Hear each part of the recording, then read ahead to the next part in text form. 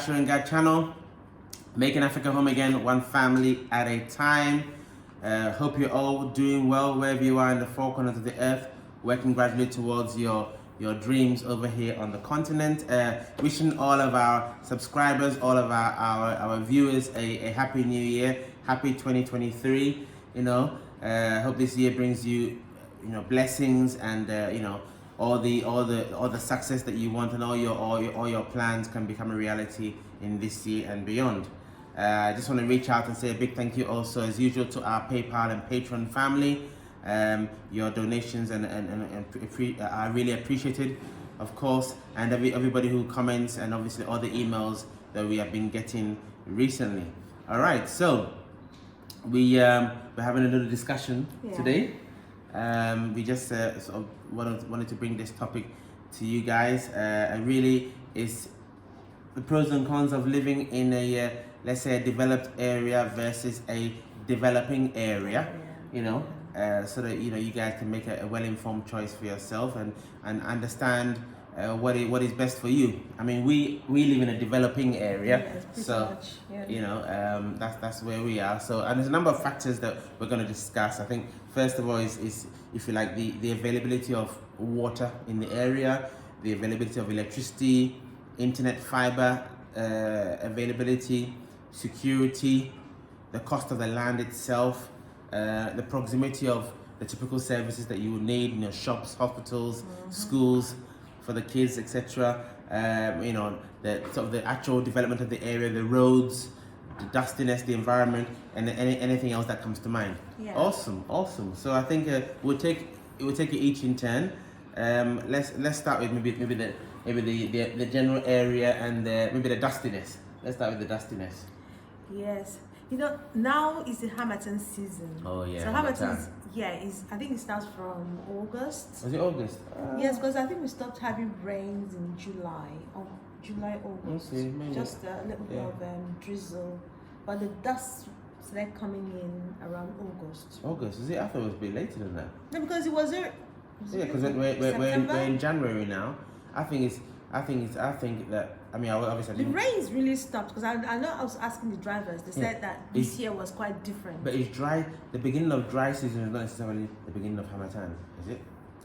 Dry season, Harmattan is within the dry season, I believe. I'm thinking dry season is the same as Harmattan. Really? Well, guys, you can comment below. Is dry season the same as Harmattan? I don't think it is. I think dry season is dry season. It is hot, and within it is Harmattan. I think the Harmattan started in like November, I think. For me, that's when I started to see a big difference. I think the Harmattan started the moment the season went dry. Maybe, different degrees. Different degrees, now it's more intense. Yeah, that's what I think. Anyways, so the weather became so dry around August, September. Okay. Yes, and it's worse now. Yes, so we didn't have any rains. I mean, much rains at all. And then the weather went so bad, the dust was all over the air, Yeah. Exactly. So, I mean, when you open up your doors in the morning, there'll be dust. Even when you close your windows, you'll be wondering where the dust are coming from. So with this developing area, the roads are not tarred at all. Yes. So when you have these cars driving past you, they raise a lot of dust. Of course. And that's not very good, especially for people who have asthma. If you have this sort of respiratory issues, then some health conditions, So there's something to bear in mind, really. Exactly. But obviously, another issue about being the roads not being done and dusting is obviously, your cleaning needs to be a bit more regular. Yes. In terms of dusting, and because dust settles on stuff quite easily. So, so these are the two factors to consider, when it comes to the dustiness of a developing area versus a developed area, where, for example, if you go to, dust is everywhere in Ghana anyway. But if you go to a place like East Legon, Cantonments, Jolu, the roads are all done. You've got all the gutters. The drainage is better there, because all the gutters are done. So you will still have dust for sure. Dust everywhere in Ghana, you still have dust, but it will be far less there, because things are a bit more covered up. Yeah. Do you know what I mean? Like airport residential area, Yeah, those etc. places. You know, so that's one factor. Guys, so this is what I do to manage the dust.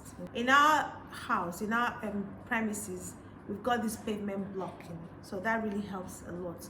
And I close my windows, especially in the day. So when in the morning I air the house, then towards afternoon or so I close the windows and let the curtains down. I know that, yeah, sometimes people wonder why do we have to close our windows here in Ghana or here in Africa. When you live in this kind of area, at some point you have to, you just have to, because you cannot stop the cars from going past your area with all the dust and everything. And also what I do is I try to use water, sprinkle water around the house, because it kind of catches the dust. So when I'm cleaning, I don't just use dry duster, because if I do, it kind of sends the dust all over the atmosphere, all over the air. So what I do, I kind of make the duster a little bit moist, and I'm able to gather the dust. But so at night we let the windows open to have some fresh air. Obviously in the morning you're gonna have this dew, so the dust will be a little bit on the downside. But in the afternoons, yeah, it could be really intense. So find a way to manage it. This is what we do. Okay. Yeah. Awesome. So a next point to consider is the proximity of services that you normally need, like your schools, your hospitals, and your shops. Now, where we live, like I said, it's a bit more remote, but we do have some small shops around us. Yes, we do. Corner shops. Small sort of corner shops around us, which is fine. But if you want to do a major shop, then we need to drive to at least to get the nearest sort of supermarket. Let's say small supermarket is a let's say you have to drive to the junction, which is probably about 5 to 7 minutes. Yeah, to the junction, which is not bad either. You can also walk it. You can walk if you want 20 minutes, but it depends on the weather. If you want to roast in the sun a bit, then fine, you can walk it. But the sun is good for us, good for our skin, good for our health. So that's fine as well. But yeah, so the nearest supermarket is about 5 to 7 minute drive, which is fine. If you wanted to go to our nearest open market and do a big shop, that's about 15 minutes. 15 to 20 minute drive. Depending on the traffic. Depending on the traffic. Yeah. Which is fine. I mean, in terms of schools, there are some good schools around. Again, we've got 12 minutes away from here. About 12 minutes away from here. 12 to 15 minutes away from here as well. I mean, secondary schools, primary schools, secondary schools. Yes, exactly. Even university. Even if we've got a university, that's not too far away either. So that's not bad. So we are in a developing area, but it's not that bad. So you can look at all these things and decide. Now, obviously, the choices, because we are a bit more remote, then of course one university is close by. But really, when kids get to university age, they don't necessarily want to be close to home anyway. So that's not really an issue. They want to be away from the parents. That's true. But in terms of schools, I think we've got a couple of schools that are nearby. But if you're in a place that's more developed, like Jolu, East Legon cantonments, then you'd be spoiled for choice. You'd have more choices and maybe a better quality schools, let's say. So that's always a factor. Yeah, and guys, this is what I think. If you live in a developing area like we do, and you're concerned about the shops around the area, it's a very great business opportunity. You can build yourself one and be the supplier of all those things that are lacking in your area. I think one can do that. Absolutely. Yeah. Absolutely. Yeah. That's the business creation. Absolutely right. Now all these things are also offset against the next point, which is the cost of land. In a developing area where we are, the cost of land is not cheap, but is relatively cheaper compared to somewhere like East Legon, or cantonments or Jolu. The cost of land in our area is probably about 55 for a standard plot 100 by 70 is about 50. You can probably get it 55,000 being marketed, 55 to 60,000 say. And so you can probably after you do your negotiations, you can probably, what's Nini doing? You can probably get it for 50, between 50 and 55, and then that should be alright. And that's not bad for a plot of land. Whereas obviously if you go to East Legon, you're looking at $100,000 for a single plot, or even more in East Legon, cantonments, Jolu, But if you go to a place like Amasamai, you can get a plot of land for $25,000, or Ayukuma, those type of areas. So, this is the what you need to consider against where you want to live, or if you want to buy land as an investment. These are some of the options to consider. So another point. Just bear in mind that land appreciates every year. Of course. All the time, really. Of course. So because it's giving this cost now, doesn't mean that's what's going to be tomorrow. But Yes. just you have an idea of what it is. Of what it is roughly around about now. Yeah. So next point is security. Okay, I mean security, but obviously we're not talking about gated communities now. We're talking about individual home security, personal security, Yeah. and that varies from area to area. Not necessarily. I cannot really say that a developing area is less or more secure than a developed area, because I've heard of some serious crimes in places like Joel and East Legon, and really, arguably, you'd have more crime there because they see that there's more. It's like an area of concentrated. Are you looking to build your dream home in Ghana, or are you building already? Would you benefit from regular site visits to monitor your building and receive regular progress reports? Well, if that's the case, and that's you, look no further. AsherGad Consultancy at your service. We offer the following services: electrical design, construction monitoring inspections, site progress reports, consultation for all items MEP, witnessing of testing and commissioning, periodic snagging, vetting of specialist subcontractors. We also report site activities to you to hopefully help you spend your money efficiently, and much, much more. Get in contact for your building needs. Details on the screen. AsherGad Consultancy, making Africa home again, one family at a time.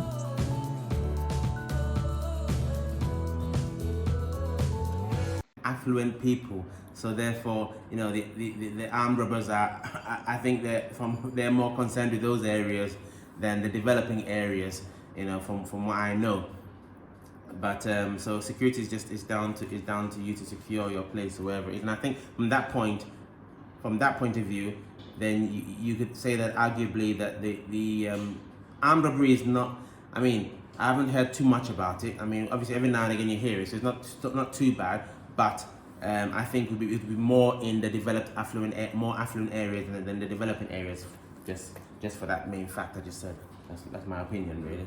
Yeah. What do you think? Yeah, absolutely. Well, here in the developing area, you have to bear in mind that what is quite common here is pilfering. Yeah. Little thefts here and there.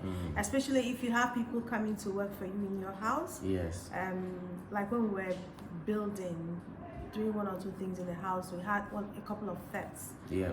So you have to be very careful because they could take your laptop, mobile phone, those little things that easily get away with. Exactly.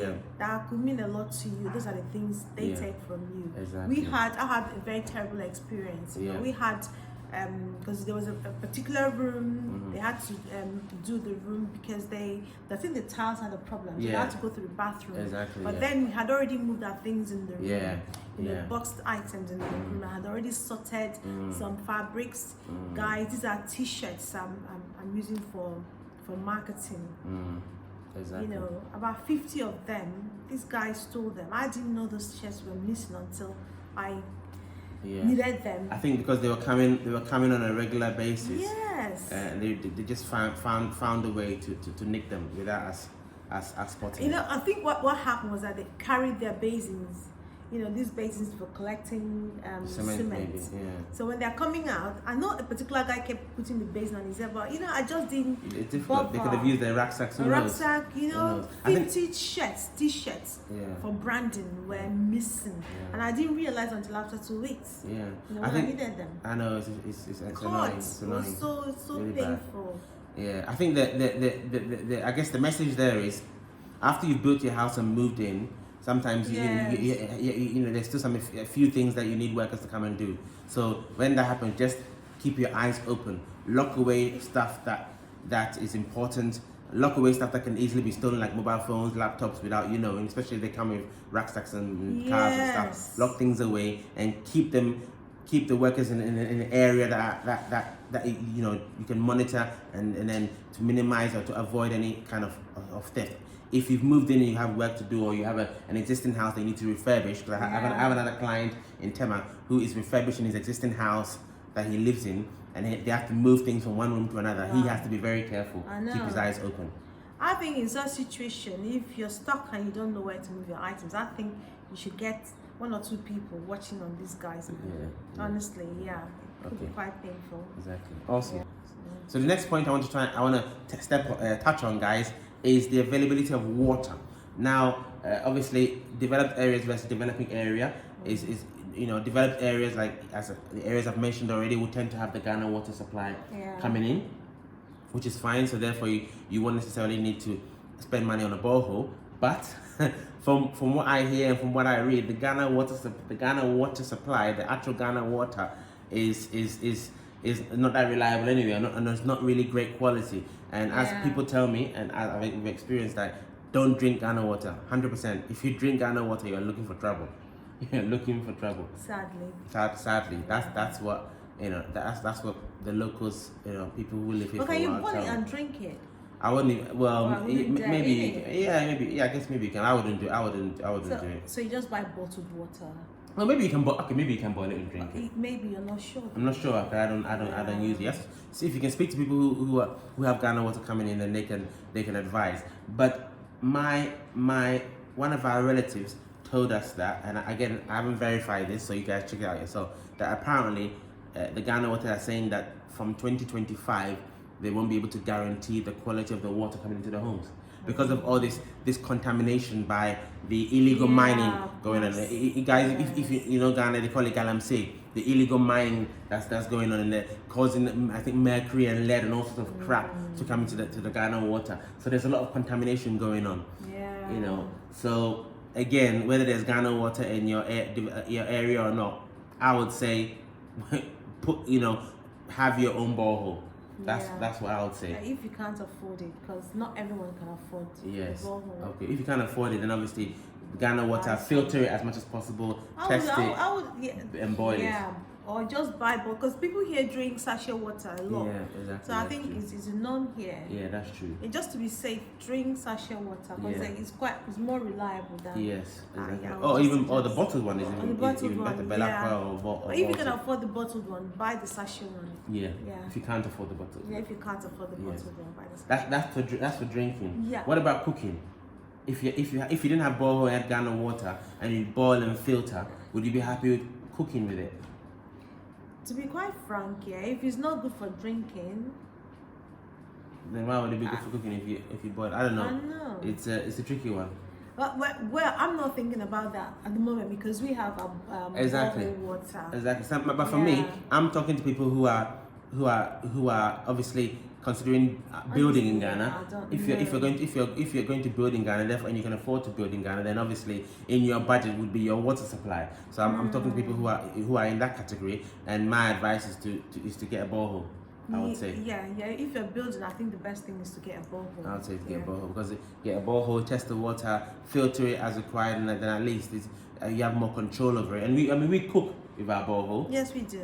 But we drink the bottled water. So that's fine. And another factor is developed area versus developing is the availability of electricity. Okay. Now, some time ago, I don't know when, there was a massive electrification project across the country. I think it's happened over various sort of terms, and I think electricity is quite available across the country. In the rural areas, it's pretty available, even if you're really in the village. You can still go a relatively small distance and then get it in. So electricity is quite but I think it's about the stability and reliability of electricity in that particular area, isn't it? Yeah, because it all varies, isn't it? Yeah. Some areas might be rich with electricity, some might be very poor. Exactly. So it depends. And where we were living before, compared to here, it's very developed. Yeah. But the electricity supply is horrible. Horrible. Very horrible. Very, very horrible.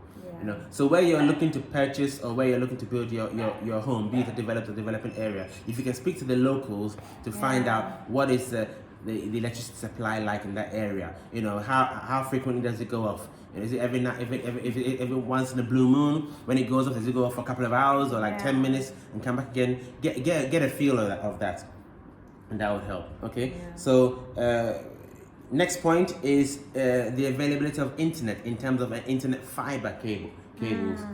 You know, because obviously internet is important, especially if you work from home, and I mean it's important full stop. Really. Some areas have the internet fiber cabling that can come into your home, and a lot of areas don't. Again, you can find out if you go onto Vodafone website, MTN, whatever area you're looking to build, you can find out if you can have the fiber links cable coming to your home. But even if you don't, like our area, developing area, hasn't got the cabling. We don't, but we use the wireless service, which has been very suitable. Very suitable for our needs. So there's no issue with that. I'm actually thinking of looking at the radio waves as an alternative to see if that can provide a better service. But we're pretty much happy with the normal wireless internet. You know. Yeah, I'm not very much happy. You're not very much happy. No, because there are days that it just goes down. Yeah. Okay. That is true. Yeah, that is true. and you're just stuck. We keep changing one SIM card into one device or the other. Exactly. And sometimes a particular line, if it's MTN, is just down. Yeah. And sometimes the Vodafone, it has a problem as well. So I don't know. So but just have it at the back of your mind that it's not perfect, but you can get by. Exactly. Yeah. Exactly. And it's not perfect. You're right. But that's why, to mitigate that, that's why we have a number of different providers. We've got MTN, we've got Airtel, Tigo, and we've got Vodafone. So I don't think that there's never been a time where all three are out. No. Yeah. So we've always had at least one out of the three operational. So that's what you can do to mitigate that. And that's been great. Yeah. So is there any other point that you can think about? Of the pros and cons of developed versus developing area that we haven't touched on, do you think? I think we touched on most things. Dustiness, proximity of services, cost of land, security, water availability, electricity availability, internet availability. Oh, what about the unwanted reptiles? So when it comes to the let's say the unwanted reptiles, snakes and monitor lizards and the rest, that can happen anywhere. If you have gardens, they're gonna come. Yeah. Yeah. Where we used to live is far more developed than here, and we saw more snakes there than we have here. Yeah. I haven't seen any snakes here. I don't want to see. I haven't seen any snakes here at all, which is great. What we have seen here is the monitor lizard. Which the dogs dealt with. Which our dog, sort of actually completely conquered it, really, completely destroyed it, which is awesome. But I don't think they're poisonous. No, they're not poisonous. The monitor lizard isn't poisonous. It just got a tail that sort of whips you like you've been whipped with a cane. But you can easily put it down if you like. But obviously, a snake is a bit more dangerous, a bit more tricky. Now, with the developing area, it's quite peaceful. Yeah. Isn't it? Yeah. Yeah, but not on the weekends. They have one burial or the other, and you have all this noise. Yeah, it's not that bad though. Yeah, it's not that. In the weekend, I like it. It's just you get some music and music. They won't let you sleep. Oh yeah, well it's not that bad. And then the church. Just pray you don't have your house is not close to a church. Just pray. You'll be in big trouble. If you want your peace and quiet, no matter where developed or developing, if you're building a house and there's a church right nearby, oh boy. No way. Lots of noise. Our house is quite well acoustically sealed. When our doors are closed, you don't hear anything from outside, which is pretty good. Yeah. All right, so we hope you've enjoyed this little chat, guys, and some factors that will help you consider if you are thinking about building in Ghana or anywhere on the continent, really. So I hope that's useful for you, and we'll see you on the next video. As usual, please like, share, subscribe, hit that notification button so you'll always be aware when AsherGad upload a new video for your viewing and educational pleasure. All right, so until next time, from you it's Kemes here. guys, Yemeshia. See you next time.